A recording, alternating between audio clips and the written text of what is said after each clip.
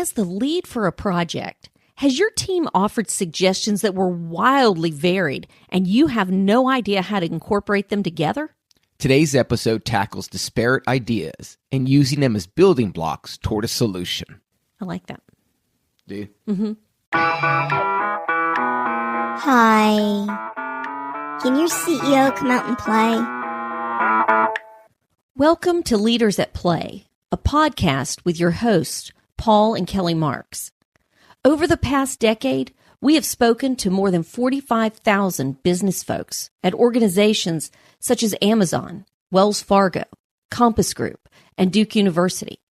At first, 4 companies took a chance on our unconventional workshop, but by 2018, we were giving more than 90 speeches across the country. So, we thank you for tuning in. So I was listening to the part where you say about us and that we've spoken to 45,000 business professionals, etc. Mm-hmm. And the part at the end of it where you're like, so I didn't know if we were going to say, so we thank you, which is what you did. Right. But it sounds like you're going to say, so there, we win. We're the best. Na, na, na, na, na. Yeah. I mean, you ever talk about, so... That's the way you do that. And that little so comes across. And then you turn it to thank you. But it really, in my mind, is like, so we're better than you. I like to keep you guessing. But anyway, I'm just trying to make note of that. We might want to redo that part because every time you say that so part, it always makes me think we're about to brag. And you know what? Everybody listening was fine with it until you brought it up. Yeah. And now every time they hear that, because that's pre-recorded. That's right. That's going to be an issue. But what is today's episode about? What are we going to be talking about today? We're going to be talking about disparate ideas. Right. And how you use them instead of looking at them and going, it's not a 1, 2, 3 solution. You're going to have to put some work into it. Right. So again, like a transitive property, if A equals B, then B equals C, then A equals C. Well, we can do that. Like, what? I've never seen eyes gloss over so fast in my life, right? It's just like, wow. I stayed nodding, though. I was proud of I said myself. the letter A, and you're like already like, zoom. No, you know this one. Yeah, I do. I always get my letters mixed up. So what? If A equals B and B equals C, then A equals C. Correct, yeah. So that's easy. That's easy. Now let's bring up the other second grader. You did well, Kelly. That's Miss Kelly to you. So that's easy to figure out. Right. That's not really building blocks. Well, for a second grader, it is. Yes. But now what we're doing is we're going to try and add different ideas and see if we can come up with a solution. Right. And we have a great game to do that. Yes. This game's called Press Conference, right? Yes. And what'll happen in this particular game, we'll do it twice. The first time, I'm going to think of somebody who you are. Okay, but you're not going to tell me. I'm not telling you, no. And you're having a press conference. You're going to come at this with bravado, like you know who you are, obviously. Well, obviously. And then through the clues and the context of me asking questions, I'll be various newspapers. And so the way when you hear what the newspaper is, whether it's a Charlotte Observer, whatever it is, okay, that should lend some clues as well. Okay. And then ultimately, you're just going to decide who you are. Okay. And hope I get it right. And hope you get it right.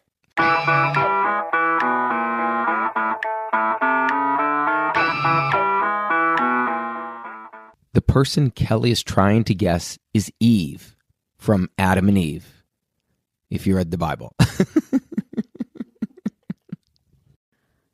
Thank you all for coming today to the press conference. Thank you. I am here to discuss with you some issues that have been coming up. We have a hurricane on the weather front that we're looking into, and yes. Yeah, I'm not really into the weather forecast. I don't even know why you're bringing that weather forecast up. I just wanted to ask you a couple of questions. Sure. I'm with the Garden Gazette. Okay, sure. Go ahead. And I just want to ask you if apples should be grown in a grove or can you grow them in your own little planter? Apples actually need a male and a female to pollinate. So growing them in a I believe you called it a grove. I called it a planter. Well, and a grove. Well, a grove is where they mostly grow. Well, that's where you'd want to grow them. In a planter, you could feasibly do it. But Okay. All right. yeah. Thank you. Does that Thank answer you. your question? Not really. No. Not at all. I'm Okay. more now concerned about the hurricane. I didn't even know that was coming around. Does anybody else have any questions? Yeah. Hi. Yes, you. Yeah, I'm with the Fashion Inc. And I just want to ask a question about proper dress. And I just feel like the dresses that you are talking about really aren't proper to wear out in public, to be honest with you. I'm embarrassed. Our readers are embarrassed. Well, that is the thing about fashion. It hits different people in different ways, where some people find it maybe offensive, maybe too skimpy. Right. Other people think, wow, that's really overdressed. So it kind of varies, and it kind of has to hit both groups of people. Right. Yes, you in the corner. Yeah, hey, I'm with Collusions Are Us. And Collusions Are Us? Collusions with a C. Okay, sure, Yeah. sure. I don't know what you were going to start it with, but it usually starts with a C. Okay, Anyway, good to know. I'm with Collusions Are Us, and I just wanted to ask you one question if I could. Sure. I feel like you sometimes collude with others to get your way. And I feel like that's, our readers do not really appreciate that and feel like your authenticity is less than genuine. Do you understand everything I'm asking and saying? I think I do. I'm curious to know who your readers are. That's There's just Billy, who lives in Maryland. Okay. There's Jenny, who lives in Myrtle Beach. so a wide array of. Swath, we call it. A wide swath of people. Okay, I see what you're saying. Yes. Here's the thing. I think people jump to the collusion Right. aspect when really it's more cooperation. Right. Yeah. So I got it. we can build on that and use cooperation. Yes, you in front. Yes, hello. I am with Outback Steakhouse. Okay. Yeah, and I was wondering what your favorite food to eat is. Now, I heard it was spare ribs. I don't know if that's right. I spare ribs were my favorite. Yeah. I'm tending to stay away from the vegetables now. Oh, okay. And especially fruit. Not really loving the fruit anymore. So yes, spare ribs are pretty good. Okay, Yeah. okay. So does anyone else here have any questions for myself, Eve? There we go. Yeah. Okay. Yes. You got it right. Very good. Thank you. Which one of those clues? I mean, again, these are disparate clues, aren't they? Mm-hmm. Very, very different, very wide variety, really. If you think about a grove, you think about spare ribs, you think about clothing. It's a lot of different ideas coming Right. in here. And Right. you were able to put them together at that point, which is great.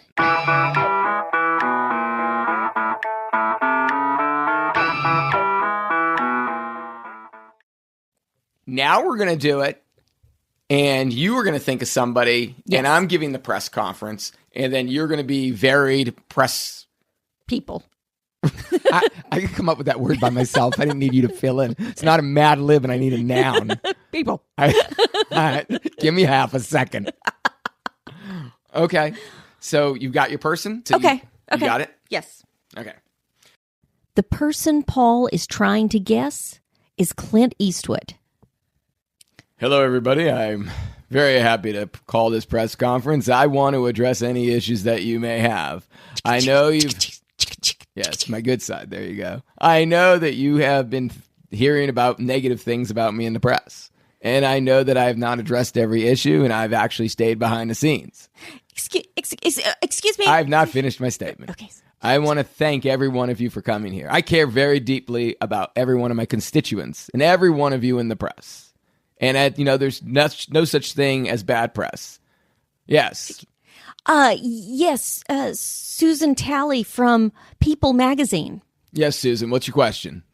Just wanted to know if you have any more projects, kind of lined up for the future here. It's been a long time since we've seen one of your projects. Yes. No, you know what? I love to do projects. Usually I like to do them right in a row. But right now, I'm just taking a little bit, what would you call a sabbatical, if you know what that means. Taking a sabbatical, taking some time off, kind of regrouping. Can I ask a follow-up? Yes, Sally. What's this follow-up? Susan. Susan. Sorry.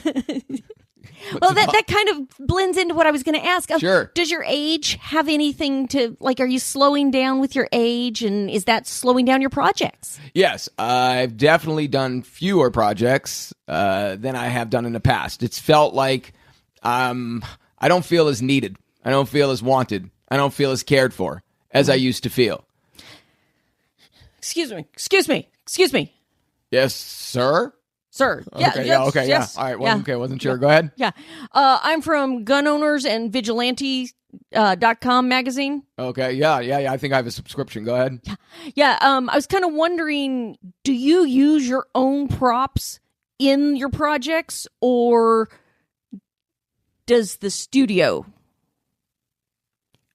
supply them? I was waiting for you to finish the sentence. I wasn't sure if you were going to, because I heard earlier about a Mad Lib lady who answered, so I just wanted to wait it out. I go by he, him, sir. No, earlier a lady said people. Yeah. I gotcha. I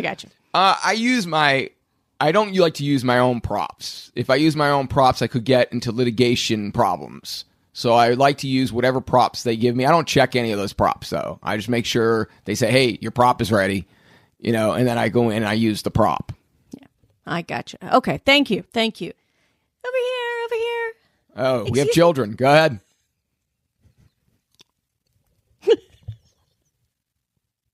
I didn't know they allowed children into this press conference. Go ahead. What grade are you in? I'm calling from the Beverly Hills High School. I'm covering this for my high school newspaper. Sure, go ahead. What's your name? Boy, I stumped you right away, didn't I? Kimberly. Okay, Kimberly Hutton. What's up, Kimberly?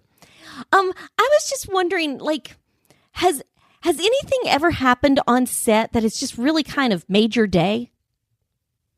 Yes. I remember one time I was forgetting my lines. Mm-hmm. I didn't know what they were. Mm-hmm. And someone said to me, just look mean. Just look mean and look at the camera, and that will signify that you're a man's man. That men follow you. That men look at you as a stud. Ew. Thanks, Kimberly. We have time for one more. Over here, please. Over here. My name is Joe Gerald. Yes, Joe Gerald. JJ, go ahead. Yeah, thanks, JJ. Does your profession, does it ever interfere with your family life? Like, I'm thinking your son, does he ever think of following in your footsteps, things like that? Son and I are not really that close. I thought we would be closer than we are. Great Scots. I thought you'd be closer too. No, we're really not. But I want to thank all of you for attending the press conference. As Clint Eastwood, woo! I want you to understand that I will be doing another, make my day situation. Did I got it right? Yeah, you did. Way to go. Now, I will tell you, how my brain was working for this. I'm being as honest as I can be. Uh-huh. So you start off with the projects, and I'm thinking I'm Jimmy Carter. Oh. I absolutely thought I was Jimmy Carter, slowing down to use your own props. I was thinking like Habitat for Humanity. Okay, those are called hammers and saws, not props. Yeah, and then you were saying props on like TV set or movie, and I'm thinking Mel Gibson with the whole issue that's going on. Was that right with the gun? Not Mel Gibson. Who was it with the gun? Alec Baldwin. Alec Baldwin. Yeah. Okay, so I was thinking Alec Baldwin. Oh, and then when you went on to the next one and you said something about your day. Yes. My Does day. somebody has anything on the project ever made your day? Made my day. Then it made me realize that it was actually Clint Eastwood. I actually thought that might be the only clue you would know. Well, he was in the movie Footloose. Not Footloose. No, something with a monkey. Oh. Every which way but loose. Yes. Oh, okay, yes, that was yes, the thing. yes. Yeah. Baby, there's no excuse, right? That time. Yeah. Mm-hmm. Let's not say. Is this going to be a solo? People are clicking off in record numbers. So we did that. Yeah. That was excellent. Good job.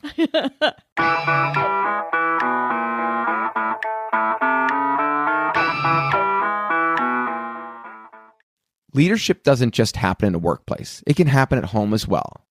And we have found that self-deprecating humor is one of the best ways for people to connect. So with that in mind, why don't we share a self-deprecating story again for this week? So this week's story kind of ties in with building blocks and being able to put things together and come up with a conclusion. Right. Now, I'm not a person who likes to prank people. I really don't. I know. I do. I love it. I don't love it. It's not something I enjoy. I don't like watching the TV show. There's a TV show that has that where they prank them all the time. It's like Jokesters or something. Punkters. Yeah, there've been a couple, I think. I don't like that at all. I didn't even like Candid Camera when they had that in the day because it makes me feel uncomfortable because I know in those situations I'd be so angry.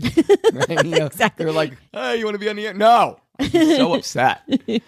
But anyway, so I have a friend named Matt Charity who I've talked about in a prior podcast. And Matt has an issue about his Social Security number, right? Can you say that again? I know. Social Security number. So Matt has an issue about that. What do you mean an issue about it?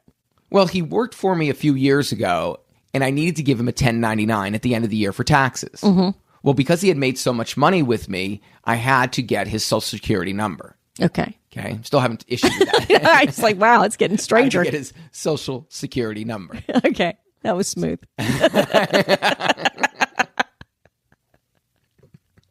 I mean, could it be judgier? I mean, like, say it again. Say it again. I'm either going to roll my eyes because you went too fast and slurred, or you went too slowly and weren't able to get it out. Why don't you write it down and say it? But anyway, so I needed his number. Nice. I needed his number. And Matt was so paranoid about giving it to me. And yet I've known him for a decade. Right. And so he literally, I swear to you, he texted me because he was so afraid someone would steal it, off the text that he sent. Right. He sent one number a day. A day? A day. Now there's 9 numbers. Right. It took him 9 days. 9 days to give me the full thing. That's caution. I mean, I if I'm not mistaken, he may have sent a dash too. But he literally sent the 9 numbers over a 9-day period so it would not be something that the dark web could get. Wow. Yeah. You got to love that. Yeah. But then, I mean, on top of that, last year, he went and did a summer camp. And when they gave him his 1099 or whatever for the summer camp, I guess they inadvertently put it in upside down the wrong way when they put it into the envelope. Okay. So they had to reopen the envelope and they flipped it over and they just stapled it. So now his Social Security number is in there, but it's now been flipped over. And the envelope has been opened. And the envelope has been opened. Right. Wow. So his paranoia went through the roof. Oh, he gets it. He thinks the mailman has opened it himself and gotten the Social Security number. He is so furious with the place because they said, you just stapled it. Why couldn't you use another envelope? He went up to the place. He was so angry with them for doing that. And he called me about it. I was like, Matt, no one is stealing your Social Security number. No one is going to steal it. Don't worry about it. You're going to be fine. Sure. Like a good friend. Yeah, absolutely. Well, I wouldn't say a good friend. But wait, there's more. I like to go with acquaintance because if you're a good friend, you would never do what I'm going to do. So what happened was Matt, since he was so paranoid about it and he was so upset with them, I decided to send Matt a ransom note. Yeah. So I sent Matt a ransom note and I cut letters out of newspapers, right? Yeah. Various letters from the newspaper. Like they do in the movies? Yeah. Like the Lindbergh baby. And I pasted them on there and I wrote, "Hi, Matt." You used his name. I used his name, yeah, because I'm friendly like that. I said, "Hi, Matt, we have your Social Security number and we know how to use it," or something like that. Right. And I mailed it to him. Yeah. But I didn't put a return address on it. Okay. So I just mailed it to him. And that way I thought, hey, he'll get a nice chuckle out of this because, obviously he would know if he could take 2 disparate ideas or some of these disparate thoughts and put them together. Right. Come up with a conclusion that it's me. Well, especially since he just sent you his number. Right. Well, he sent me the number and he sent me that information about this. Right. So 2 days pass or 3 days pass. You and I are sitting on the couch. Right. Oh, yeah. It's like a Saturday night and my phone rings and it's Matt. And he calls me and he said, "Did you send me a ransom note about this Social Security number?" And I was like, no, right? I said no. But then what did Matt do? He told us that he was actually on with the State Bureau of Investigation. Yes. and had called them to shut his Social Security number down. Yes. And to do an investigation toward this ransom note, which didn't ask for a ransom. No, exactly. There's a ransom note with no ransom. Just a, hi, Matt. Hi, Matt. Hope you have a good day. So he asked again, and once he told us he had called the State Bureau of Investigation. Well, I thought he was pranking you at that point. I thought he was too. But he was serious. He was serious. Matt was dead serious. He had just gotten off an hour-and-a-half phone call with them. They were putting everything in place to change his Social Security number, I guess putting him in the witness protection program, whatever it was. And I said, no, I did it. Because I felt so bad. And you really thought he was pranking. Because I just couldn't believe somebody would do that. No, but here's the beauty of this. We actually have that ransom note. And I will include it as the picture for our podcast this week. And you can see the note that we did for Matt. Yeah. I think his Social Security number might be at the bottom of it. Oh.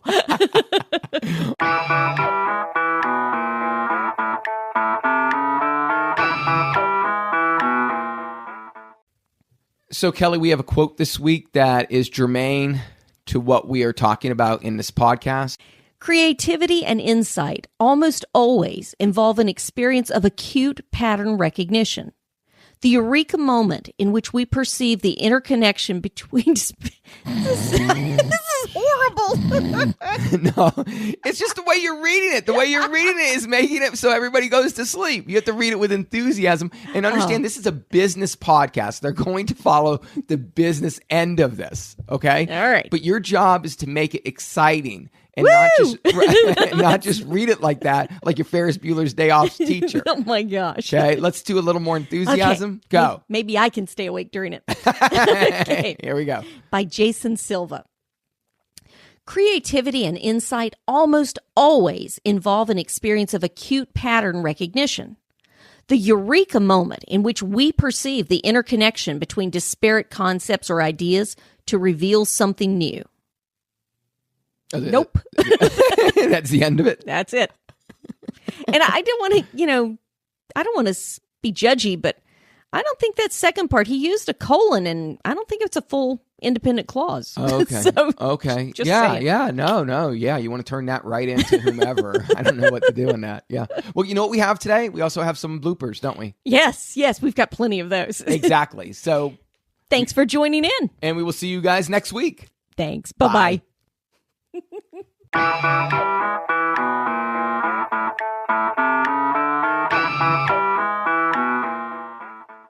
Okay, does your microphone work? I'm not sure. Does it? I don't know.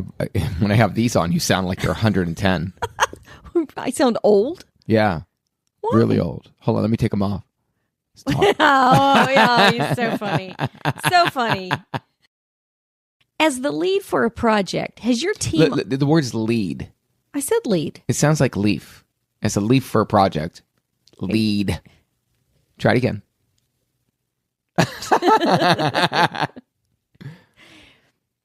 As the lead for a project. let's not emphasize it like that. That's ridiculous. I mean, you're very good at English. Thank you. You know you're English. Yes. Yeah. I was born with speaking. Never mind. Cut that out. This time, you're going to be giving the press conference. Okay. And I will be the various reporters, and I will think up who you're supposed to be guessing. Right. And then you're going to give me various clues, and I'll try and put them all together. And again, this time I'll have bravado, like I know what I'm talking about. We'll find out if A equals C or if A equals X. I wouldn't do any more math references. Exactly. Let's leave the math references alone. I can be good when